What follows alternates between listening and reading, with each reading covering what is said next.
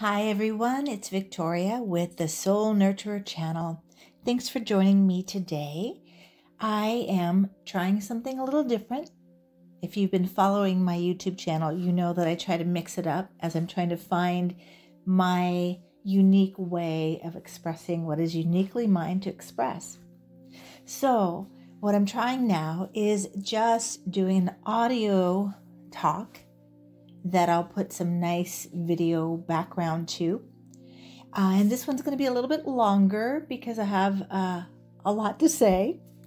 And then I will do a separate, shorter video with the same topic. But for those of you who like smaller, bite-sized, digestible pieces, that might work for you.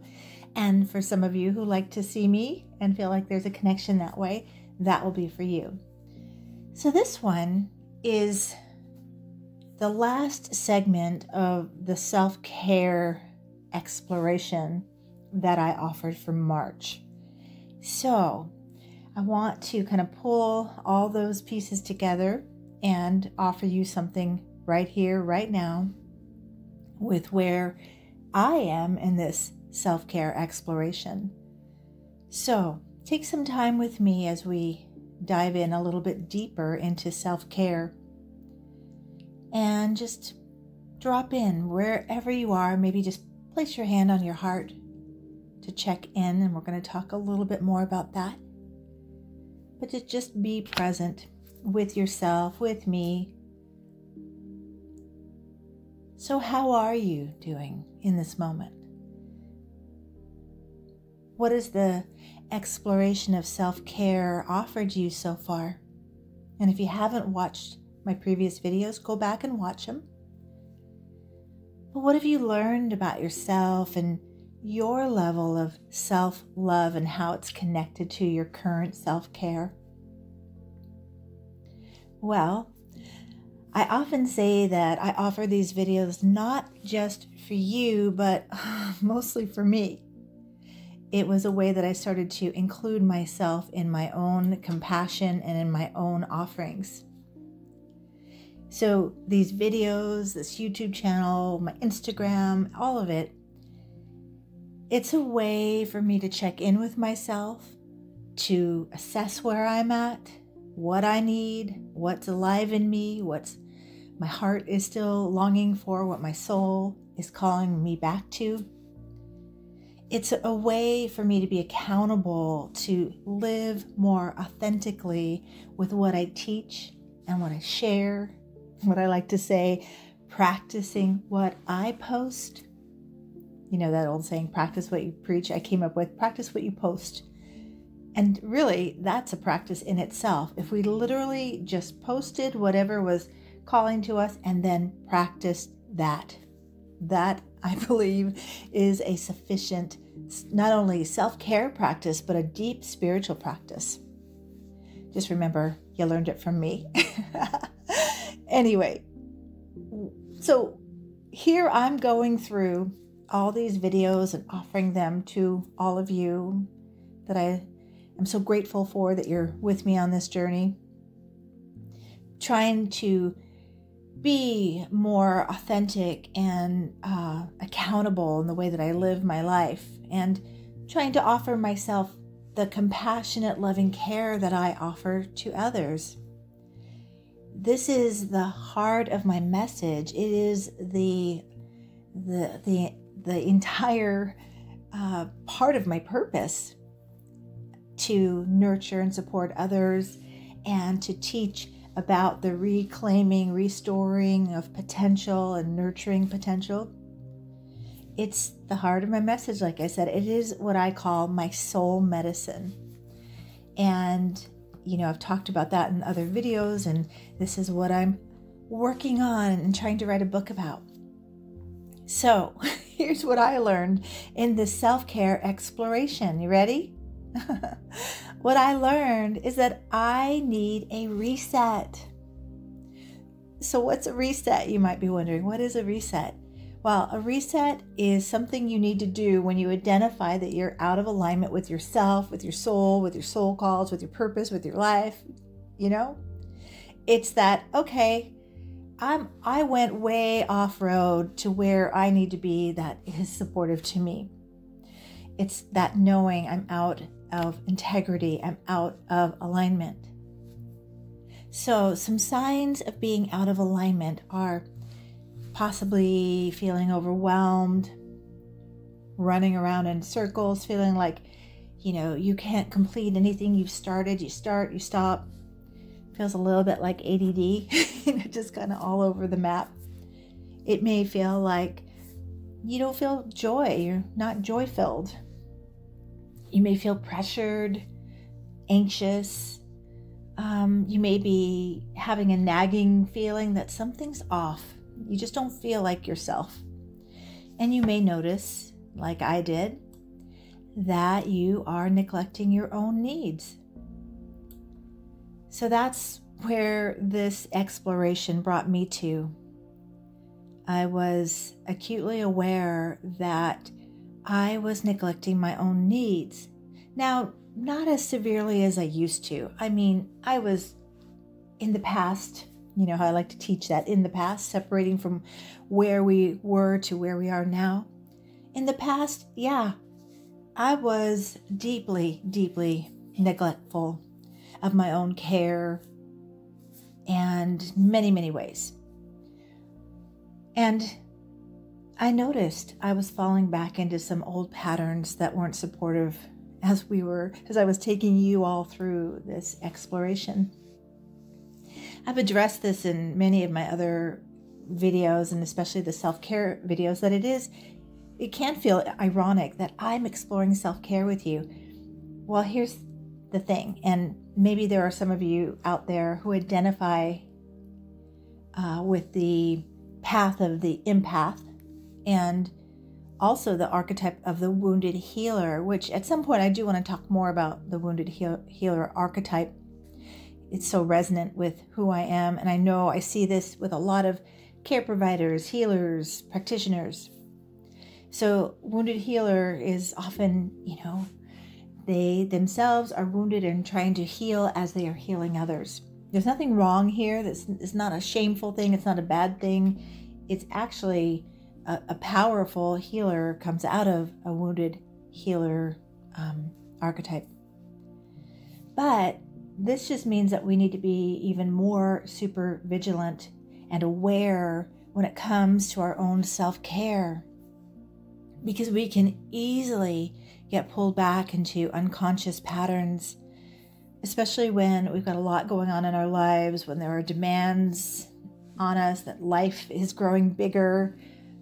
We easily will fall back into those default programming patterns. And also for those of you also like me, and I would love for you to comment or send me a private message if you're more comfortable, if you resonate with any of this. Or also, I love when you give feedback on what you take away from what I share, what I offer.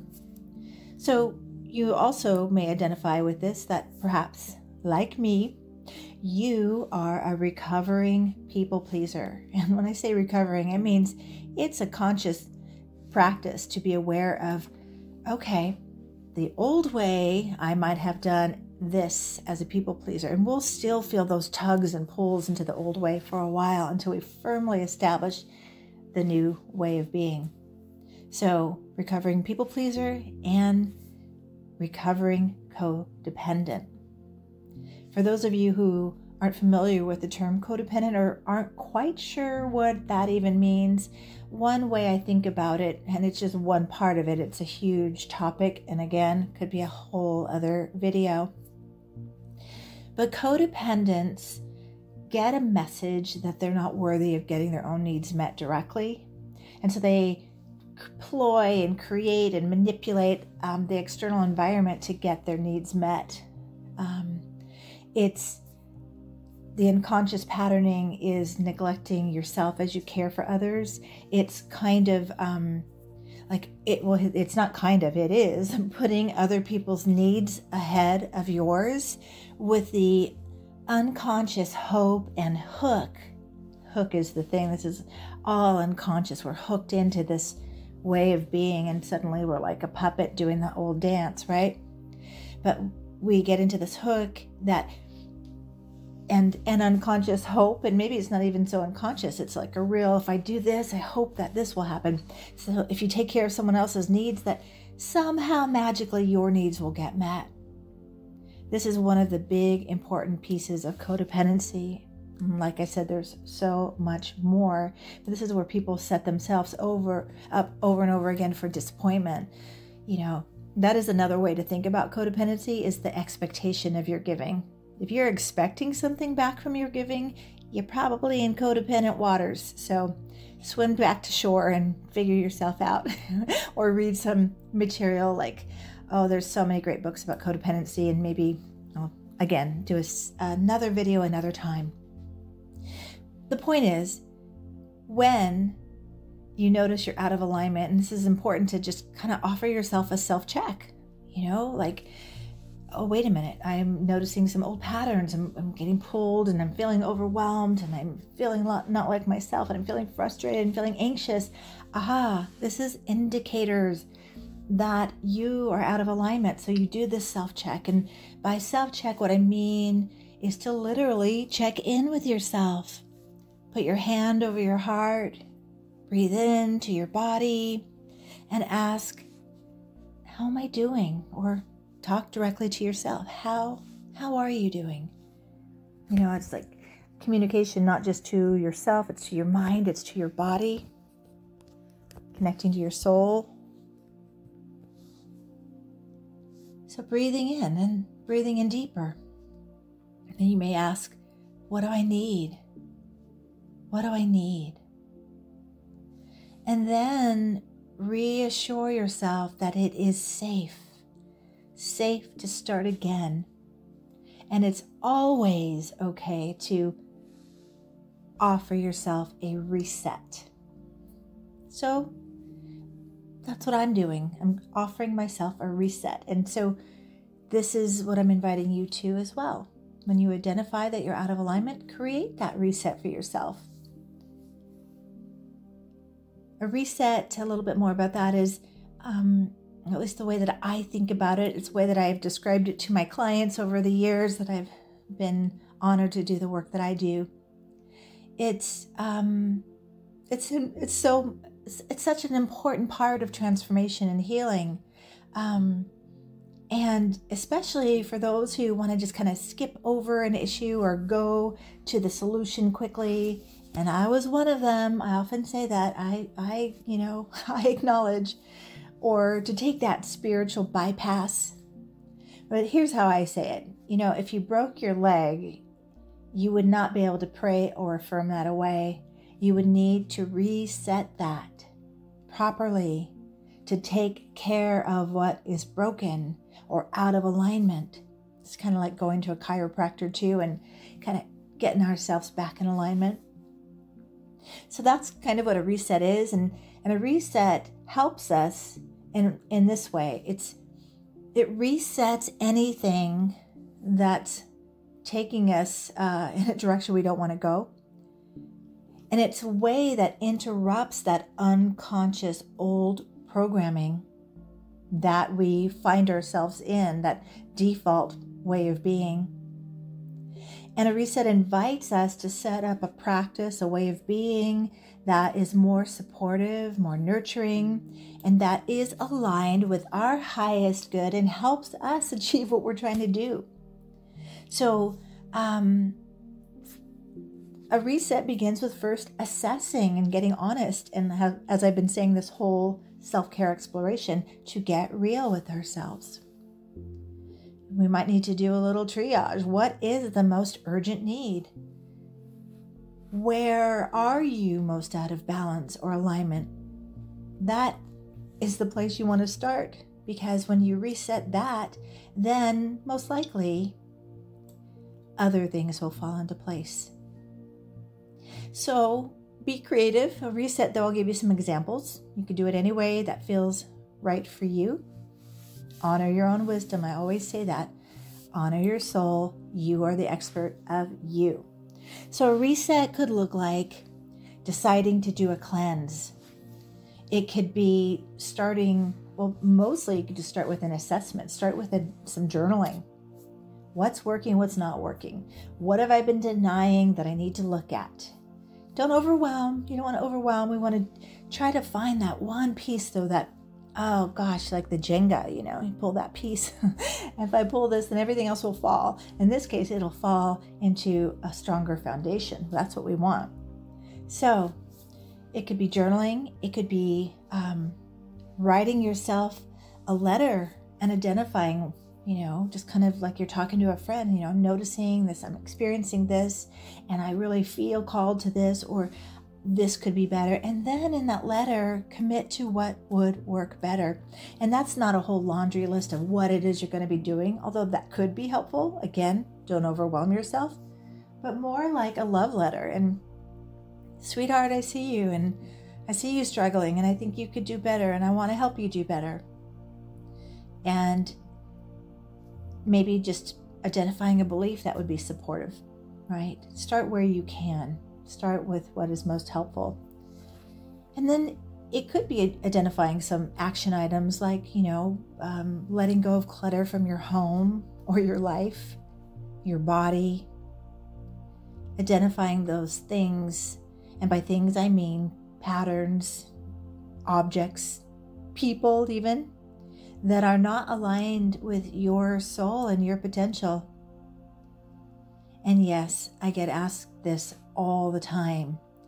This could mean shifting relationship dynamics, or even shifting out of relationships, or letting go of connections that are not supportive. When you identify that, I can really honor myself and love myself better when I love some people at a distance. It never means to stop loving. It just means to love yourself more. And this is not selfish.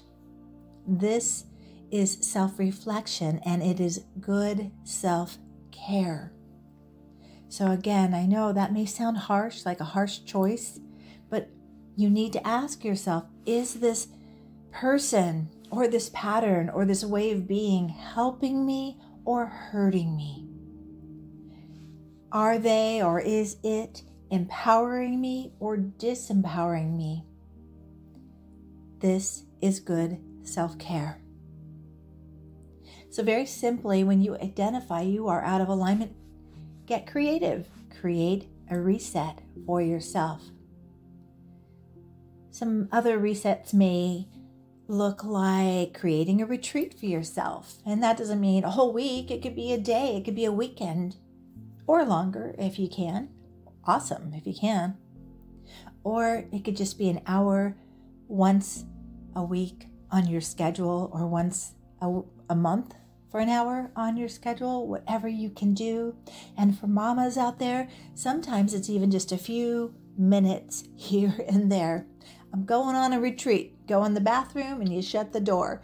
I know some moms tell me, I can't even shut the door in my house. My kids will pound on the door. So you go inside, you say, Mom's going to close her eyes for a couple minutes right here. And you go inside and find your retreat time. You do what you can. I always say moms are like, you got to be really ninja with your self-care and find your way, right? So here's the part that connects with me. It could be taking a hiatus from like social media, from, just all the ways you're putting energy out that isn't supporting what you're trying to create, or even supporting you, mostly not supporting you. So for me, I call this checking out to check in. Check out of those patterns that are draining your energy so you can check in. Really, ideally, is to get outside and then drop in. Go outside and get in. To be in a place where you can really connect to yourself, to consider your current routines and your current way of being, and then reflect and vision for those more supportive patterns and choices. It's a time to look at your thinking and change your thinking and reframe what is to what you desire. At a foundational level, it is creating new supportive beliefs aligned with what you desire. Another wonderful reset tool is visioning. And, I talk about that a lot. I'm passionate about it. I've been teaching a workshop for years and years called Sacred Soul Visioning. Visioning helps us vision beyond our stuck places and helps us see the potential ahead of us. Vision boards are helpful as a reset tool when we're noticing we're sabotaging ourselves, when we feel stuck. And the way I teach a vision board, I think, is really super helpful because I've woven in my years of being a hypnotherapist and addressing the subconscious programming. So it's a really helpful, it was my first online class. I will say that I'm a little camera awkward, but the content is really good. So I do have an online self-paced version of this method available for you. Most people do it at the beginning of the year, but I often say we don't need to wait for a new year or even a new moon to do a reset. We do one when we need it, when we feel stuck or overwhelmed or disillusioned, or we're noticing we're sabotaging ourselves. Anytime we feel like we're disconnected from our potential and purpose, from away or feeling like something is blocking us from connecting and flowing with our possible self and our possible life. So if that interests you, you can email me at soulvisioning@gmail.com, or I'll put a link in the description as well. So a little bit more about my personal choice to step away with a reset as a hiatus. I'm taking a hiatus from creating YouTube videos, I think until through April. For those of you who watch my YouTube channel, you know that I'm a huge advocate of soul work and deeper diving and looking more deeply underneath the patterns and beliefs that we can get stuck in our conditioned way of being. It's my life's work. It's how I facilitate support for others by addressing the subconscious or unconscious material and the patterns. By looking at those beliefs that trip us up over and over again, that prevent us from receiving what we desire. And looking at those references in the subconscious mind and those hand-me-down ways of being. So I'm taking a hiatus, not just to do more of that work. I just did a lot of that work in a 4-day intensive training for my spiritual direction training that I'm doing. But mostly to create space to get back to the things that have been calling to me that I've neglected, like my soul calls, like writing my book, and really creating a stronger foundation underneath me. I feel like some of the floorboards fell out and I've fallen through, and my self-esteem has taken a little bit of a hit, and my confidence, and I'm not rising, I'm sinking. So time to reset. So that's what I'm doing. I will still be posting on Instagram because Instagram is kind of like my spiritual practice. I have this practice in the morning. I wake up, I catch my dreams, I review my dreams, I go into meditation, I see what's present on my heart and my being, what's calling to me, because I trust what's calling to me is calling to you. And I create a post and I put it out there as an offering for myself and for all of you. So I'll keep doing that because it's serving me, it's feeding me, and I love it.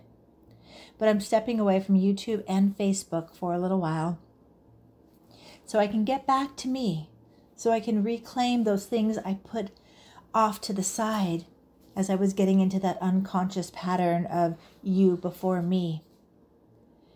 I made this really important distinction with a client, and it's so profound that I'm still sitting with it. But I work with a lot of women, and I work with myself, that have some mother wounds, right? I was an unmothered daughter, and then I was a motherless daughter at 17. So I work with a lot of women who were unmothered or not nurtured in the way that they needed. And it's not to lay blame at the feet of mothers. It's to say, well, their mothers didn't have what they needed either. And it's better to take personal responsibility than to give blame.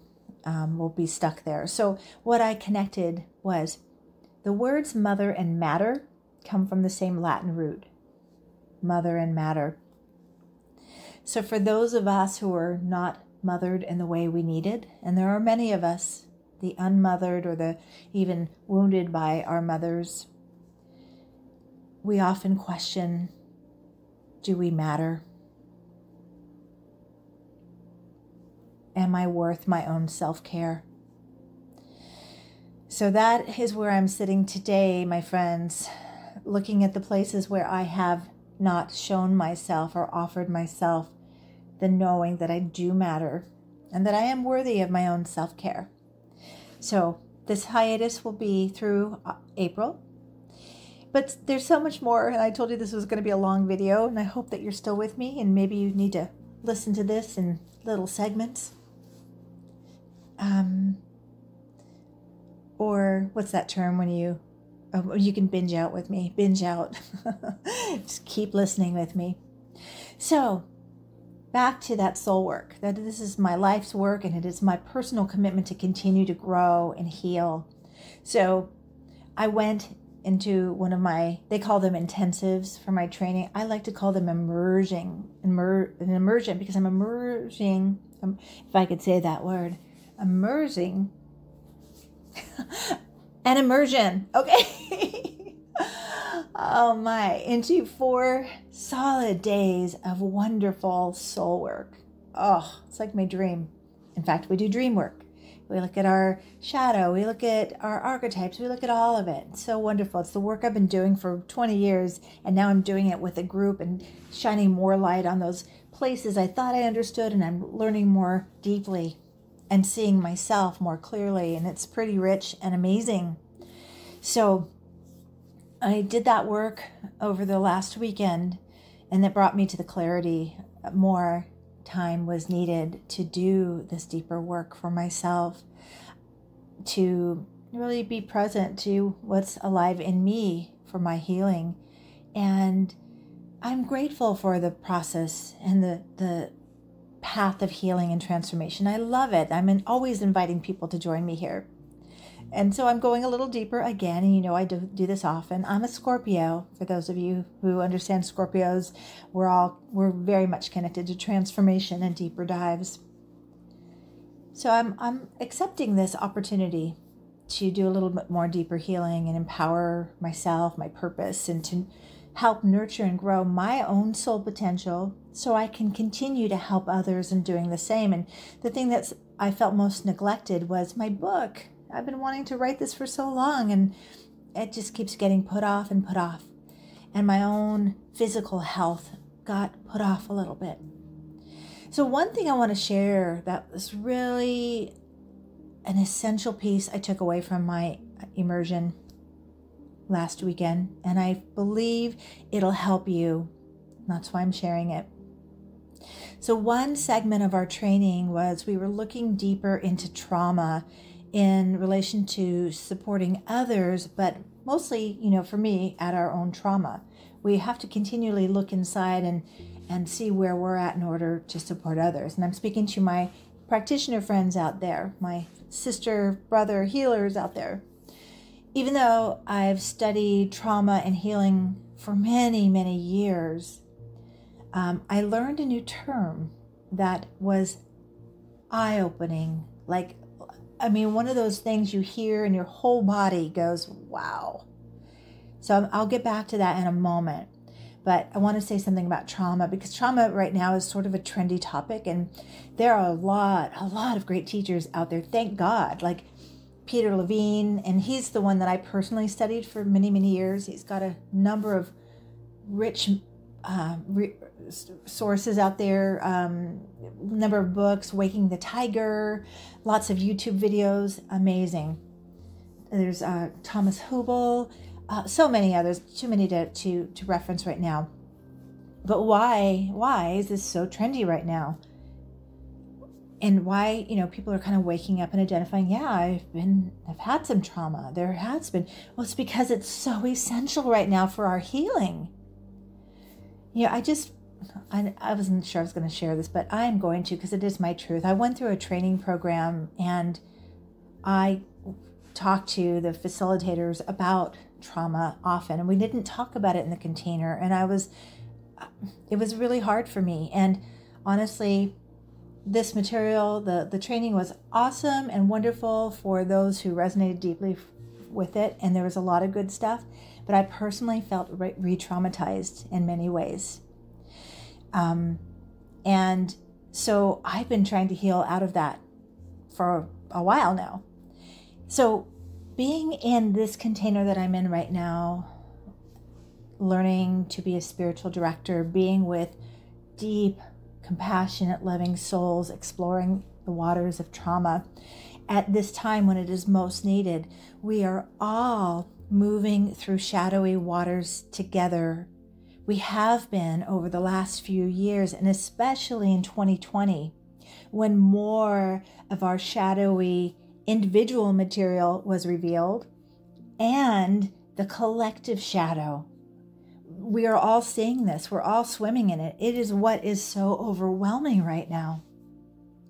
We're seeing a lot of our own unhealed places in our being, unhealed areas in our lives, and especially in the world.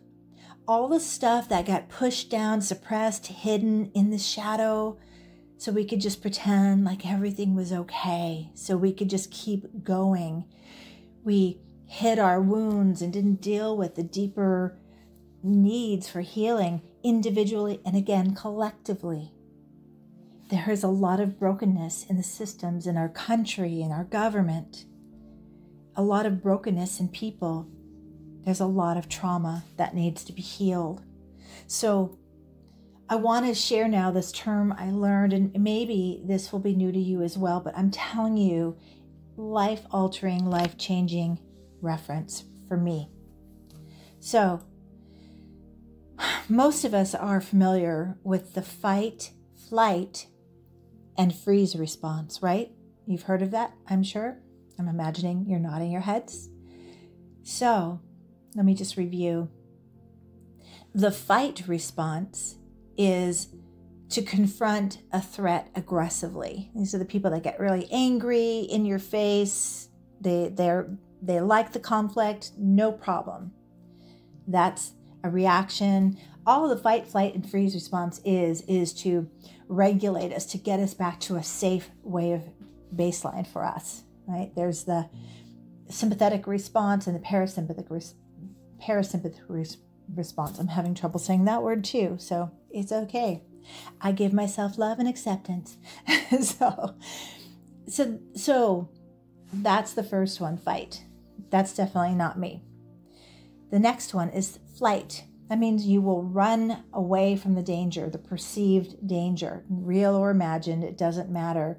This is a response, body-mind system response through the nervous system. I'm not safe, I'm out of here, peace out.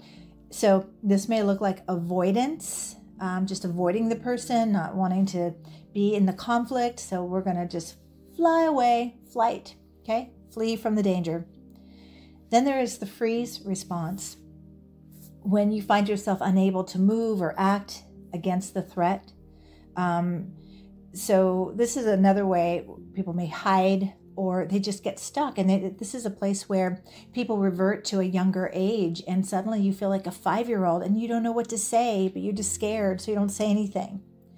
Okay, this is the new piece of the puzzle of trauma that I learned that was mind-opening.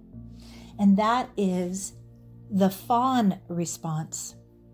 Now, I was stunned by this because I thought I was really up to date with my trauma research. So, listen to this. This is what the fawn response is. People pleasers out there, this is for you.